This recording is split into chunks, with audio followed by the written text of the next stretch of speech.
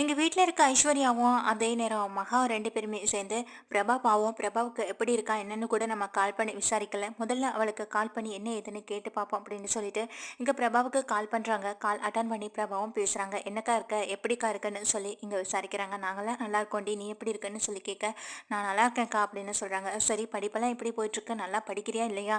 இல்ல இதே நெனப்புல படிப்புல கோட்ட விட்டுறாதன்னு" சொல்ல, "அதெல்லாம் இல்லக்கா நல்லா தான் படிக்கிறேன்னு" சொல்லிட்டு இருக்காங்க. அப்ப பக்கத்துல இருக்க கோடீஸ்வரி, "எங்க படிக்கிறா அவ?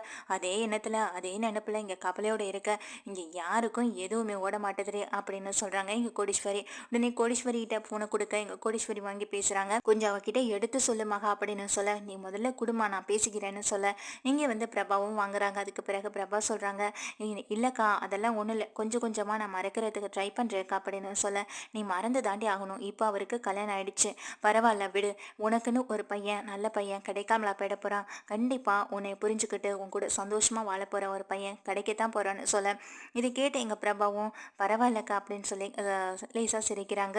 சரின்னு சொல்லிட்டு எங்க ஐஸ்வர்யா கேட்குறாங்க, "ஆமாண்டி, உனக்கு இப்போ எக்ஸாம் நெருங்கிடுச்சுல, எக்ஸாம்லாம் எப்போ எழுத போற அப்படின்னு சொல்லி கேட்குறாங்க. "எக்ஸாம்லாம் எழுதணுக்கா" அப்படின்னு சொல்லிட்டு இருக்காங்க. "சரிடி வீட்டுக்கு வாயேண்டேன்னு" சொல்ல, "இல்லக்கா நான் வரல, நான் வந்தாலே எனக்கு வீட்டில் இருக்க அனாமிகாவுக்கும் பிடிக்காது, அதுவும் இல்லாமல் அங்கே இருக்கிறவங்களுக்கும் என்னை பிடிக்காது, சுத்தமாக வெறுத்த மாதிரி பேசுவாங்க, அப்புறம் என் மனசும் சங்கடப்படும்னு" சொல்ல, இங்க உடனே மகாவும் சொல்றாங்க, "நீ சொல்றதும் சரிதான், அதனால எங்களை கூட பார்க்க வராம இருப்பியான்னு" சொல்ல, "இல்லக்கா நான் வருவேன், ஆனா நீ வேணா இங்க வாக்கா, நான் உன்னை பாத்துக்கிறேன்" அப்படின்னு எங்க பிரபா சொல்றாங்க.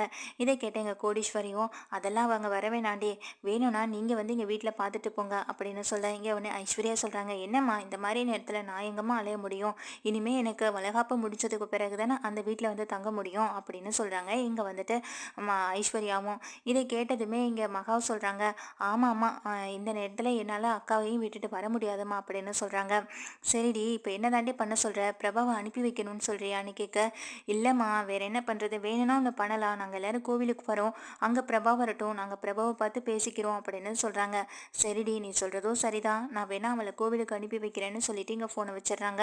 அதே போல் எங்கள் பிரபாகிட்டையும் சொல்கிறாங்க, "சரிம்மா நான் போய் அக்காவெல்லாம் பார்த்துட்டு வரேன்" அப்படின்னு சொல்லிட்டு கிளம்புறாங்க. இங்கே வந்து கோவிலுக்கு வந்துடுறாங்க. கோவிலுக்கு வந்ததுக்கு பிறகு பார்த்தா அங்கே தன்னுடைய அக்கா ரெண்டு பேரையுமே காணோம். அங்கேருந்து ஃபோன் பண்ணுறாங்க. எங்கள் பிரபா வந்துட்டு ஐஸ்வர்யாவுக்கும் மகாவுக்கும் ஃபோன் பண்ணி பார்க்குறாங்க. அட்டன் பண்ண வேலை, "என்னாச்சு அக்கா கால் அட்டன் பண்ண வேலையை நினச்சிட்டு இருக்க நேரத்தில் திரும்ப எங்கள் மகா வந்துட்டு கூப்பிடுறாங்க. "என்னக்கா இத்தனை டைம் கால் பண்ண அட்டன் பண்ணலை, உங்களை கோவிலுக்கு வந்து பார்த்தா கோவில்லையும் காணோம்னு" சொல்ல, "இல்லைடே, நான் வர்ற வழியில தான் ஆட்டோ கொஞ்சம் ரிப்பேர் ஆகிடுச்சு, இங்கே மகா ஐஸ்வர்யாவும் கிளம்புறதா இருந்தது, அவளாலையும் முடியலை, அப்படியே டயர்டாக இருக்குன்னு சொன்னா, அதனால தானே நானும் கிளம்புனேன், அப்புறம் அப்படியே ஆஃபீஸ் போயிட்டு வரத்துக்கு கொஞ்சம் டைம் ஆயிடுச்சுடி" அப்படின்னு சொல்கிறாங்க. "சரிக்கா பரவாயில்லக்கா, அப்போ நான் வீட்டுக்கு கிளம்புறேன்னு" சொல்ல, "இல்லடி வாடி, நான் உன்னை பார்த்து தான் ஆகணும்" அப்படின்னு சொல்கிறாங்க. "இல்லைக்கா நான் வீட்டுக்கெல்லாம் வரலன்னு" சொல்ல, "நீ வீட்டுக்கெல்லாம் வர வேண்டாம், நீ கேட்டுக்கு வா, நான் பார்த்துக்கிறேன்" அப்படின்னு சொல்ல, இங்கே ஒன்று பிரபா வந்துட்டு திரும்ப ரிட்டர்ன் போகும்பொழுது இங்கே விஜய் வீட்டுக்கு வெளியில் நின்றுட்டுருக்காங்க. இதை மாடியில் நின்று விஜய் பார்க்குறாங்க. எதுக்காக பிரபா அங்கேயே நிற்கிறான்னு சொல்லி யோசிக்கிற நேரத்தில் எங்கள் மகா ஓடோடி வெளியில் போகிறாங்க. "ஏண்டி எதுக்கு வீட்டுக்குள்ளே வரலான்னு" சொல்ல, "என்னக்கா எல்லாம் தெரிஞ்சுக்கிட்டே நீ இப்படி பேசுகிற, நான் வந்தேன்னா அப்புறம் எல்லாரும் சேர்ந்து நம்ம குடும்பத்தையே அசிங்கப்படுத்தி பேசுவாங்க, இது தேவையாக்கா" அப்படின்னு சொல்ல, "உங்க 2 பேரையும் பார்க்கணுன்னு தான் ஆசையோடு வந்தேன், ஆனால் அக்காவுக்கு வேற உடம்பு முடியலைன்னு சொல்லி எப்படிக்கா இருக்குன்னு" சொல்லி கேட்க, "கிளம்புற நேரத்தில் அவருக்கு சின்ன மயக்கம் வாந்தி வந்துடுச்சு, இந்த மாதிரி நேரத்தில் அதெல்லாம் இருக்கிறது சகஜம்தான், அதனால தான் அவளை கூட்டிகிட்டு வரல, நான் மட்டும் வந்தேன், வர வழியில் ஆட்டோ ரிப்பேர் ஆயிடுச்சு, அதுக்கப்புறமா உங்கள் மாமாவை பார்த்தேன்னா அதான் ஆஃபீஸ்க்கு போக வேண்டியதாயிடுச்சு" அப்படி நீங்கள் மகாவும் பிரபா கிட்ட சொல்லிட்டு இருக்காங்க. அந்த நேரம் பார்த்து விஜய் வரதை பார்த்து தான், "ஐயோ அக்கா விஜய் வராருக்கா" அப்படின்னு சொல்ல, "நீ பதட்டப்படாத இரு, நான் சமாளிச்சுக்கிறேன்னு" சொல்கிறாங்க. "என்ன நீ பிரபாவை இங்கே வாசலே நிற்க வச்சு பேசிக்கிட்டு இருக்கீங்க, வீட்டுக்கு கூட்டிகிட்டு வந்தானேன்னு" எங்கள் விஜய் கேட்குறாங்க. அதுக்கு எங்கள் மகாவும், "இல்லை இல்லை விஜய், அவன் கிளம்பட்டும்" அப்படின்னு சொல்ல, "அட என்ன பிரபா, நீ இதுவரையும் வந்துட்டு வீட்டுக்குள்ளே வராமல் போனா எப்படி, நீ வா உள்ளே போகலான்னு" சொல்ல, "அது இல்லை விஜய், நான் வந்தால் பிரச்சனை ஆகும்னு சொல்கிறேன்ல, சொன்னால் கேளு புரிஞ்சுக்கோ" அப்படிங்கிறாங்க. "அதெல்லாம் யாரும் எதுவும் நினைக்க மாட்டாங்க, இப்போ அனாமிகா கூட அதை பற்றி என்கிட்ட பேசுறது கூட இல்லை, அவளே புரிஞ்சுக்கிட்டால, நீ வா உள்ளே போகலாம்" அப்படின்னு சொல்லி இங்கே கையை பிடிச்சு இழுத்துட்டு போகிறாங்க. இதை மகாவும் தடுக்கிறாங்க. ஆனால் இதை வந்துட்டு உள்ளே நிற்கிற அனாமிகா பார்த்துட்டே இருக்காங்க. "இவ இதுக்கு தேவையில்லாமல் இங்கே வரா, இவனும் போய் எதுக்கா கையை பிடிச்சு கூட்டிகிட்டு வரான்னு" ரொம்ப டென்ஷனில் நின்றுட்டு இருக்காங்க. இங்க உள்ள வந்துட்டு உட்காரு அப்படின்னு சொல்லிட்டு உட்கார வைக்கிறாங்க. அப்போ அங்க சித்ரா தேவி காயத்ரி 2 பேருமே கேக்குறாங்க, நீ எதுக்காக இப்ப இங்க வந்த அப்படின்னு சொல்லி கேட்க, ஏன் இவ இங்க வரக்கூடாதான்னு பாட்டி கேக்குறாங்க. அவ அக்காவை பார்க்க அவ வரா, இதை நீங்க ஏன் கேள்வி கேக்குறீங்கன்னு சொல்லி இங்க வந்துட்டு காயத்ரியையும் சித்ரா தேவியையும் அந்த பாட்டி கேள்வி கேக்குறாங்க. இல்லத்த, ஏற்கனவே இவளால தானே கல்யாணத்துல பிரச்சனை நடந்தது. இப்ப திரும்பவும் இந்த குடும்பத்துல அனாமிகாவுக்கும் விஜய்க்கு ஏதாவது பிரச்சனை பண்ணணும்னே வந்திருப்பா. அதுக்காக தான் சொன்னேன் அப்படின்னு சொல்றாங்க எங்க காயத்ரி. எல்லாம் எனக்கும் தெரியும், இங்க பிரபாவும் அப்படிப்பட்ட பொண்ணு இல்ல, அனாமிகாவும் அப்படிப்பட்ட பொண்ணு இல்லைன்னு சொல்றாங்க. இங்க உடனே மகா வந்துட்டு, நீ உட்காரு பிரபா, நான் போய் டீ போட்டு எடுத்துட்டு வரேன்னு சொல்லிட்டு உள்ள போறாங்க. அதுக்கு இடையில இங்க காயத்ரியும் சித்ரா தேவியும் முறைச்சு பார்த்துட்டு அவங்க 2 பேரும் உள்ள போக, இங்க உட்காந்துருக்க விஜயும் வந்துட்டு நல்லா பேசிக்கிட்டு இருக்காங்க. தாத்தா பாட்டின்னு எல்லாரும் நல்லபடியா பேசிக்கிட்டு இருக்க. இங்க தாத்தாவுக்கு டேப்லெட் கொடுக்கணும்னு சொல்லிட்டு எங்க பாட்டி கூட்டிட்டு போறாங்க. இருமா பிரபா, கொஞ்ச நேரத்துல நான் வந்துடுறேன்னு சொல்லிட்டு போக, எங்க அனாமிகா விஜய வந்துட்டு மேல அனுப்பி விட்டுட்டு எங்க அனாமிகா சொல்றாங்க, நீ எதுக்கு இப்ப இந்த வீட்டுக்கு வந்த? என்னையையும் விஜயையும் சந்தோஷமா வாழ வைக்க கூடாதுன்னு நினைச்சிட்டு வந்தியா? உன்னோட மனசுல இப்படிப்பட்ட ஒரு எண்ணம் இருக்குன்னு எனக்கு ஏற்கனவே தெரிஞ்சதுனால தான் உன்னை இந்த கல்யாணத்துக்கே வர வேண்டாம்னு சொல்லி நான் முடிவெடுத்தேன். ஆனா கடைசியில நீ அந்த கல்யாணத்துக்கு வந்த. ஆனா எங்களுடைய கல்யாணம் நல்லபடியா முடிஞ்சதுல உனக்கு ஒரு விதமான வெறுப்பும் இருக்குன்றத நான் புரிஞ்சுக்கிட்டேன். இப்போ அந்த வெறுப்பை வச்சு இங்க விஜயோட மனசுல இடத்த பிடிச்சிடலாம், எப்படியாவது விஜய் எங்கிட்ட இந்த பிரிச்சிடலாம் நினைக்கிறியா? எதுக்கு இந்த கேடுகட்ட என்ன உனக்குன்னு சொல்லி அனாமிகா திட்ட பிரபா வந்துட்டு பேசாம அமைதியா நின்றுட்டு இருக்காங்க. உடனே அங்க வர மகா கிட்ட கேள்வி கேட்குறாங்க, இதெல்லாம் உங்களோட வேலை தானே மகா? நீங்க இந்த வீட்டுக்கு எப்படியும் பிரபாவை கொண்டு வந்துடணும் அப்படின்னு நினைச்சிட்டு தான் இந்த மாதிரியான வேலைகள் எல்லாம் பார்த்துட்டு இருக்கீங்களா? இந்த வீட்டுக்கு மூத்த மருமகளா நீங்க ஒரு நாள் நடந்துக்க போறதே கிடையாது. இந்த வீட்டுல இருக்கிறவங்க எல்லாரும் உங்களை தப்பா நினைச்சிட்டு இருக்காங்க. இந்த மாதிரி கீழ்த்தரமான வேலையை செய்யறதுக்குன்னு சொல்லி இங்க கையை நீட்டி பேச, அப்போ இங்க உடனே பிரபா சொல்றாங்க, அந்த கையை நீட்டின கையை அப்படியே பிடிச்சி முடிச்சு விடுறாங்க 2 விரலையும். இங்க வலி தாங்க முடியாம அனாமிகா கத்த, விஜய் என்னன்னு கேட்க, இங்க உடனே பிரபாவும் கையை எடுத்துடுறாங்க. விஜயும் வந்துட்டு என்ன எதுன்னு கேட்காம அங்க இரு நான் வந்துடுறேன்னு சொல்லிட்டு, சின்ன வேலை இருக்கு முடிச்சுட்டு வந்துடுறேன் அனாமிகான்னு சொல்லிட்டு அங்க வேலை பார்த்துட்டு இருக்காங்க. அந்த நேரம் பார்த்து கை வலி தாங்க முடியாம கையை உதறிட்டு நின்றுட்டு இருக்காங்க அனாமிகா. இதை பார்த்துட்டு எங்க பிரபா சொல்றாங்க, நீ என்ன கிட்ட என்னை பத்தி என்ன வேணாலும் பேசு, ஆனா எனக்கு முன்னாடி என் குடும்பத்தை பத்தியும் என் அக்காவை பத்தியும் பேசினேன். அதையெல்லாம் பார்த்துக்கிட்டு நான் சும்மா இருக்க மாட்டேன். எங்க அக்கா மாதிரி நான் சும்மா இருக்கிற ஆளு கிடையாது. என் ஐஸ்வர்யாவுக்கு பத்தி உனக்கு தெரிஞ்சிருக்கும்னு நினைக்கிறேன், நான் அவளை விட ரொம்ப மோசமானவ அப்படின்னு சொல்றாங்க எங்க பிரபா. இதை கேட்டு எங்க அனாமிகா அப்படியே அதிர்ந்து போய் பார்த்துட்டு இருக்காங்க பிரபாவை. அதுக்கு பிரபா எங்க திரும்பவும் சொல்றாங்க அனாமிகா கிட்ட, இங்க பாரு அனாமிகா, நான் இந்த வாழ்க்கையில உன்னோட வழியிலேருந்து நான் குறுக்க வரமாட்டேன்னு ஏற்கனவே சொல்லிட்டேன். நான் விஜய் ஒன் சைடாக தான் லவ் பண்ணேன், ஆனா விஜய் உன்னே தானே லவ் பண்ணாரு. நீங்க 2 பேரும் நல்லா தானே லவ் பண்ணி இப்ப கல்யாணமும் பண்ணிக்கிட்டு சந்தோஷமா வாழ்றதுக்கான வழியை பாருங்க. சந்தேகம் தான் வாழ்க்கையை அழிக்கும். அந்த சந்தேகத்தை உன்னுடைய வாழ்க்கையில போட்டு தேவையில்லாம உன்னாலேயே உன் வாழ்க்கையை கெடுத்துக்காத.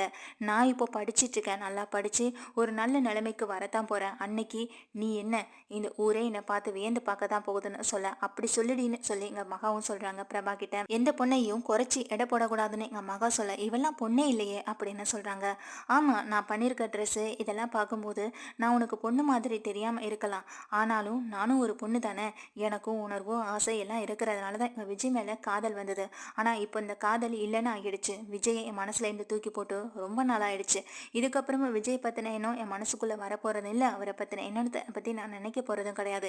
நான் என்ன நினைப்பேன், நான் என்ன பண்ணுவேன்னு நினச்சிட்டு நீ யோசிச்சுட்டு உன்னுடைய வாழ்க்கையை அழிச்சிக்காம பேசாமல் விஜய் கூட சந்தோஷமாக வாழ்கிறதுக்கான வழியை மட்டும் பாரு. தேவையில்லாமல் என்னை பற்றி என் குடும்பத்தை பற்றி என் அக்காவை பற்றி தப்பாக பேசினேன்னு இன்னொரு தடவை என் காதுக்கு வந்தது. அதுக்கப்புறம் நான் இன்னொரு பிரபாவை நீ பார்க்க வேண்டியது இருக்கும் அனாமிகா. இவ்வளோ நாளாக நீ பேசினதுக்கு பொறுமையாக போனோன்னா அதுக்கு வேற காரணம். இப்போ உனக்கும் விஜய்க்கும் கல்யாணம் ஆயிடுச்சுல, இதுக்கப்புறமும் என்னைய பற்றி பேசுறதுக்கான உரிமை உனக்கு கொஞ்சம் கூட இல்லை.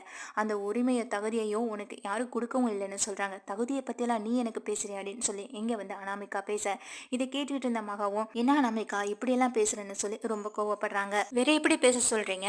உங்களுக்கு சொத்து இதெல்லாம் வேணும், அதுக்காக தானே இப்படி ஒரு ஏற்பாட்டை பண்ணீங்க உங்க தங்கச்சியை வச்சு. ஏற்கனவே ஐஸ்வர்யாவை இந்த வீட்டுக்குள்ள நீங்க தான் கொண்டு வந்தீங்க. நீங்களும் என்னென்ன ட்ராமா பண்ணி இந்த வீட்டுக்குள்ள வந்தீங்கன்னே எனக்கு தெரியல. இப்போ அடுத்து பிரபாவை கொண்டு வரணும்னு நினைச்சிங்க, அது முடியல. இப்போ கடைசியில் பிரபாவுக்கு இப்படி இந்த மாதிரியான ஒரு விஷயத்த சொல்லி கொடுத்து திரும்ப இந்த வீட்டுக்குள்ள வர வைக்கலான்னு பாக்குறீங்க, அப்படித்தானு சொல்ல, இதை கேட்ட இங்க ஓங்கி பலான்னு அறை விட்டுறாங்க. பிரபாவும் பயங்கரமான ஒரு அறையோட அப்படியே வழியில துடிச்சு நின்றுட்டு இருக்க.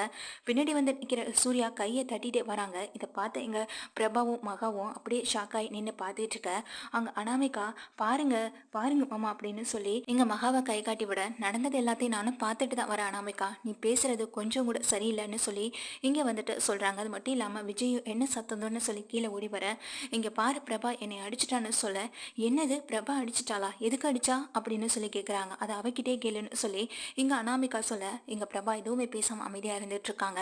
நடந்த விஷயம் எல்லாத்தையும் மகா வந்துட்டு சொல்ல, இதை பார்த்து விஜய் அதிர்ச்சி ஆகுறாங்க. நீ எதுக்கு தேவையில்லாம பிரபாவை பத்தி தப்பா பேசுறேன்னு சொல்லி அனாமிகா கிட்ட கோவப்பட, பார்த்தே இல்ல நீயே பிரபாவுக்கு தான் சப்போர்ட் பண்ணி பேசுறேன்னு சொல்லி அனாமிகா கோவப்படுறாங்க.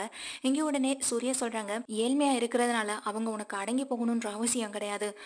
ஏற்கனவே இந்த கல்யாணம் நடந்ததே மகாவால தான், அது உங்ககிட்ட உங்க அப்பா சொன்னாரா இல்லையான்றது கூட எனக்கு தெரியாதுன்னு சொல்ல, இங்க அனாமிகா அதிர்ச்சியில் அப்படியே நின்றுட்டு இருக்காங்க. இவ்வளவு நேரம் ஏழ்மை அப்படி இப்படின்னு சொல்லி இங்க மகாவையும் மகாவோட தங்கச்சியும் சரி அவங்க குடும்பத்தையும் இவ்வளவு அசிங்கப்படுத்தின, உங்க அப்பா பண்ண விஷயம் உனக்கு தெரியாதா? கல்யாணத்துக்கு முதல் நாள் 2 கோடி ரூபாய் கடனை கேட்டு உங்க கடன்காரங்கெல்லாம் வந்து கழுத்து நெரிக்கிற அளவுக்கு இங்க பெரிய பிரச்சனை நடந்துகிட்டு இருந்தது. மகா என்கிட்ட வந்து சொல்லலைன்னா அந்த கல்யாணம் அப்பவே நின்று இருக்கும். இந்த கல்யாணம் இப்ப நடந்திருக்கிறதுக்கு காரணமே மகா மட்டும்தான். அந்த 2 கோடி கடனை நான் கொடுக்குறேன்னு சொன்னதுனாலதான் அந்த கடன்காரர்களும் உங்க அப்பாவை விட்டு போனாங்க. இப்போ இந்த கல்யாணம் முழுக்க நடக்கிறதுக்கு காரணமே இங்க மகா தான். இந்த விஷயம் உனக்கு தெரியுமான்னு சொல்லி கேட்க, அனாமிகா அதிர்ந்து போய் நின்றுட்டு இருக்காங்க. இங்க பிரபாவை பத்தி இப்படி எல்லாம் பேசுறியே, தன்னுடைய குடும்பத்துக்காக ஒரு நாளும் என்கிட்ட இந்த கடனை ₹1 கூட வாங்கினது கிடையாது. இப்போ பிரபா படிப்பு முடிக்க போறா, அவளும் படிச்சு நல்ல நிலைமைக்கு வந்து உன் முகத்துல கரிய பூச போறாளா இல்லையான்னு பாரு. இந்த மாதிரி ட்ரெஸ் பண்ணிருக்கிறதுனால அவங்கள பத்தி நீ தப்பா நினைச்சிட்டு இருக்க. ஆனா கடைசியில இங்க பிரபா எந்த மாதிரியான நிலைமைக்கு வரப்போறான்னு பார்த்து நீ ஆச்சரியப்பட்டு தான் நிக்க போற அனாமிகான்னு சொல்றாங்க சூர்யா. இப்படி சூர்யா தான் குடும்பத்துக்காகவும் தங்கச்சிக்காகவும் பேசுறத பார்த்து எங்க மகாவே ஆச்சரியப்பட்டு நின்றுட்டு இருக்காங்க. ஒரு நிமிஷம் சூர்யாவை நம்மளே தப்பா நினைச்சிட்டோமே, கோர்ட்டு கேஸ்ன்னு என்னென்னமோ அந்த பொண்ணுகிட்ட பேசிட்டு இருந்ததை பார்த்து நம்ம தப்பா நினைச்சிட்டோமே நினைச்சு எங்க மகாவும் ரொம்ப ஃபீல் பண்றாங்க. உள்ள இருக்க ஐஸ்வர்யா அதுக்கப்புறம் தான் கிளம்பி வந்து பாக்குறாங்க இவ்வளவு பெரிய பிரச்சனை போயிட்டு இருக்குன்னு. அது மட்டும் இல்லாம எங்க ஐஸ்வர்யாவை வெளுத்து வாங்குறாங்க, அனாமிகாவை பயங்கரமா திட்டுறாங்க. அது மட்டும் அதோட எங்க விஜயும் அனாமிகாவை வெறுத்த மாதிரி பார்த்துட்டு நேரா மாடிக்கு போக, நில்லுங்க விஜய் அப்படின்னு சொல்றாங்க. ஆனா விஜய் எதை பத்தியுமே பேசாம நேரா மாடிக்கு போயிடுறாங்க. அதுக்கப்புறமா எங்க பிரபாவும், நான் வர்றேன் மாமா, நான் வந்ததுனாலதான் இவ்வளவு பெரிய பிரச்சனைன்னு சொல்ல, அதெல்லாம் ஒண்ணு இல்ல, நீ எப்பனாலும் இந்த வீட்டுக்கு தாராளமா வரலாம், உங்க அக்கா 2 பேரும் இந்த வீட்டுல பாக்குறதுக்கு நீ எப்பனாலும் வரலாம், யாரும் எதுவும் பேச மாட்டாங்க, அப்படி பேசினா நானும் பார்த்துப்பேன், ஏன் ஐஸ்வர்யா மகா 2 பேருமே இருக்காங்க அப்படின்னு சொல்லி எங்க பிரபாவுக்கு தைரியம் சொல்லி வழி அனுப்பி வைக்கிறாங்க. உங்க அக்காவும் உங்க அம்மாவும் ஆசைப்பட்ட மாதிரி நல்லா படிச்சு நல்ல நிலைமைக்கு வரப்பாரு, இதெல்லாம் ஒரு பெரிய பிரச்சனையே கிடையாது, இதெல்லாம் தூக்கி போட்டுட்டு அடுத்தடுத்த வேலைகளை பார்த்துட்டு போயிட்டே இருந்தனா இதெல்லாம் உன் மனசுக்கு வரப்போறதும் கிடையாது, இதை விட ஒரு நல்ல வாழ்க்கை உனக்கு அமையதான் போகுது அப்படின்னு சொல்லி இங்க பிரபாவுக்கு ஆறுதலா பேசி அனுப்புறாங்க. இதை கேட்டு எங்க மகாவும் ஐஸ்வர்யாவும் ரொம்ப சந்தோஷப்பட்டு இருக்காங்க. அதோட எங்க பிரபாவும் ரொம்ப சந்தோஷமா அங்கிருந்து கிளம்புறாங்க. அடி வாங்கின அனாமிகா அப்படியே மூக்கொடிஞ்சு அசிங்கப்பட்டு எங்க ஐஸ்வர்யா மகா சூர்யா முன்னாடி அப்படியே தலை குனிஞ்சு நின்றுட்டு இருக்காங்க.